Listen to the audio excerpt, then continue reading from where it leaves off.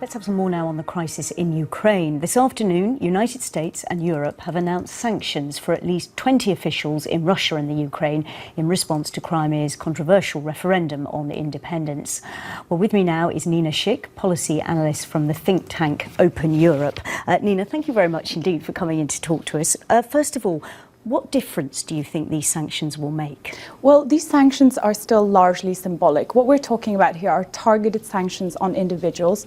The EU had said that if the referendum goes ahead in Crimea, which it did, and the result went as expected towards Russia, that it would take action. Now, this action is that it's drawn up a list of 21 individuals who will be subjected to visa bans and asset freezes. We know that 10 of those will be parliamentarians from Russia, 8 will be Crimean parliamentarians, and 3 will be military leaders. But as I said, these are still largely symbolic, and the EU is still leaving the door open to what they hope could be a diplomatic rapport between the sides. How united is the EU in your view? Because we did hear reports that the original list of people they were going to impose sanctions on was nearer, well, more than 100. Well, the EU, being a body that's made out of 28 very different countries, sometimes always has difficulty in reaching consensus. But they were very united on this targeted sanctions. Where they are not united, however, is the next steps. The EU has said that if the situation doesn't de-escalate, then the door is still open for further economic repercussions on Russia.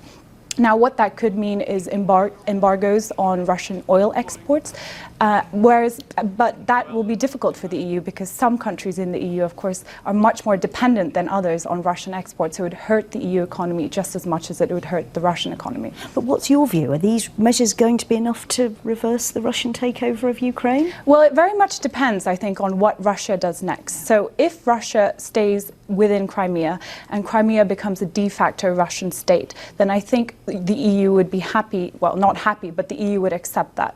However, if Russian troops now move further into eastern Ukraine, then of course it will escalate. And it's difficult to see how, if Russian troops were to move into Ukraine, they wouldn't clash with Ukrainian forces as well. And we know that both the Ukrainian army and the Russian army have been moving. Just to turn this on its head finally, does the imposition of these sanctions have any effect on EU countries? Oh, certainly. I mean, the EU, well, not these specific targeted sanctions. However, if we're talking on broader economic sanctions, which still haven't been decided, then of course, because the EU and Russia have very strong economic links, especially when it comes to energy dependency. Really interesting to talk to you, Thank you. Nina Schick. Thank you very much. We must leave it there. Thanks.